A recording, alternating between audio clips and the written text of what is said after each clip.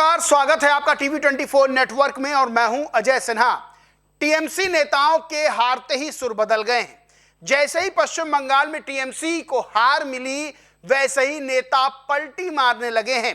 दरअसल पश्चिम बंगाल में उत्तर प्रदेश से योगी आदित्यनाथ के सिंघम कहे जाने वाले और एनकाउंटर स्पेशलिस्ट अजय पाल शर्मा को पश्चिम बंगाल पुलिस ऑब्जर्वर बना के भेजा गया था। और वहां जहांगीर खान, जो कि टीएमसी का फाल्टा से प्रत्याशी है, उसकी शिकायतें लोगों ने की और कहा कि जहांगीर के गुंडे हमें धमका रहे हैं, हमें डरा रहे हैं। इस सूचना पर अजय पाल शर्मा केंद्रीय सुरक्षा बलों के साथ मौके पर पहुंचते हैं। जहांगीर खान के परिजनों को, समर्थकों को चेतावनी देते हैं और कहते हैं कि संभल जाओ, किसी भी वोटर को किसी भी तरह की धमकी नहीं दी जाएगी। इसके बाद अजय पाल शर्मा नेशनल मीडिया में छा जाते हैं और टीएमसी के निशाने पर आ जाते हैं। टीएमसी के नेता अजय पाल शर्मा को लेकर उलूल जुलूल बयान देने लगते हैं। क्या सांसद महुआ मोइत्रा, क्या टीएमसी के प्रवक्ता और क्या हो जहांगीर खान। टीएमसी के ऐसे ही प्रवक्ता रिजू दत्ता, वो तो बाकायदा कथित तौर पर धमकी देते हैं अजय पाल शर्मा को, और धमकी देते हुए क्या कहते हैं वो मैं आपको बताता हूं। रिजू दत्ता धमकी देते हुए अजय पाल शर्मा को कहते हैं, तुम पर हमारी नजर है, 4 तारीख के बाद जहां भागना हो भाग जाओ, छुपना हो छुप जाओ। बीजेपी के मालिक तुम्हें बचा नहीं पाएंगे, हम तुम्हें ढूंढ निकालेंगे। जीतने के बाद तुम्हारे छिपने की जगह से घसीट कर बाहर लाएंगे।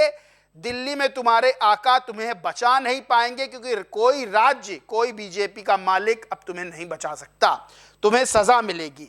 ये रिजू दत्ता बाकायदा प्रेस कॉन्फ्रेंस में बोलते हैं और अजय पाल शर्मा को कथित तौर पर धमकी देते हैं, यानी उस अधिकारी को जो अपनी ड्यूटी निभा रहा होता है। अब रिजू दत्ता जब 4 मई को नतीजे सामने आते हैं और टीएमसी की बुरी तरह हार होती है, तब रिजू दत्ता के सुर बदल जाते हैं। अब वो माफी मांग रहे हैं, शुभेंदु अधिकारी से माफी मांग रहे हैं। रिजू दत्ता क्या कहते हैं ये मैं आपको बताता हूं। रिजू दत्ता कहते हैं कि शुभेंदु दा, मैं आपसे माफी मांगता हूं। मैं बाहरी प्रेशर के कारण मैंने ऐसा किया था। मैंने पूर्व की बातें दबाव में आकर की थी, यानी जो बयान दिया था वो दबाव में आकर दिया था। उस समय मुझे अपने और परिवार की सुरक्षा के लिए बातें कहने पर मजबूर होना पड़ा था। यानी रिजू दत्ता कह रहे हैं कि जो भी मैंने कहा था वो सब मैंने दबाव में कहा था। मुझे और मेरे परिवार की जो सुरक्षा थी उसको लेकर मुझे ये सब कहना पड़ा था, यानी कि टीएमसी की तरफ से दबाव था। रिजू दत्ता ने कहा, मुझे अपने परिवार की सुरक्षा के लिए बातें कहने पर मजबूर होना पड़ा।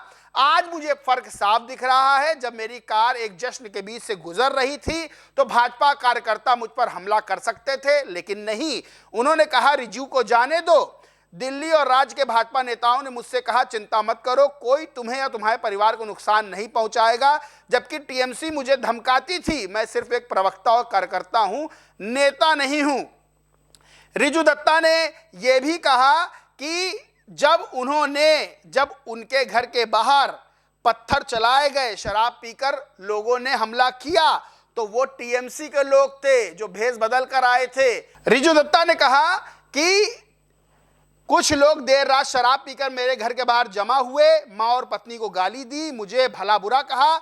उनमें से अनेक को मैं जानता हूं जो कल टीएमसी के कार्यकर्ता बने घूम रहे थे, रातों रात बीजेपी वाले बन गए।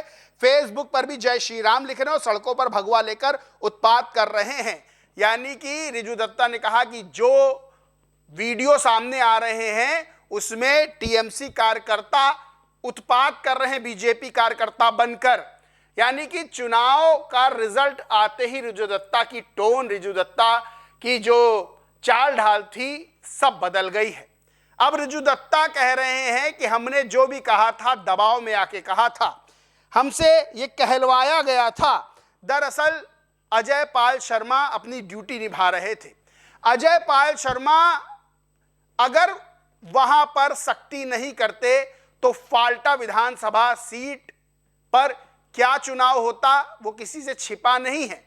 इसीलिए फाल्टा विधानसभा सीट पर ईवीएम में बीजेपी के बटन के आगे टेप लगा दिया गया था कि कोई बीजेपी को वोट ना दे पाए। कई बूथों पर गड़बड़ी की सूचना मिली थी चुनाव आयोग को और नतीजा यह हुआ था कि फाल्टा इकलौती ऐसी सीट है जिस पर वोटिंग नहीं हुई।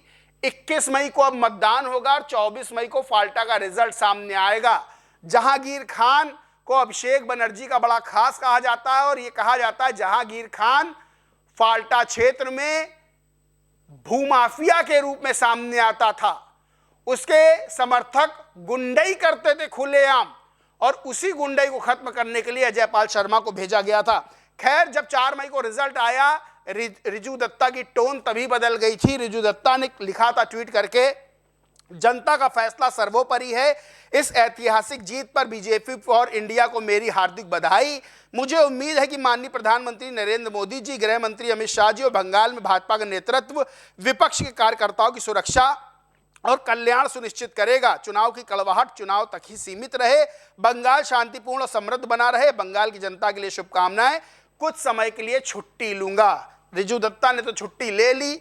ममता बनर्जी छुट्टी लेना नहीं चाहती, वो कह रही मैं इस्तीफा नहीं दूंगी।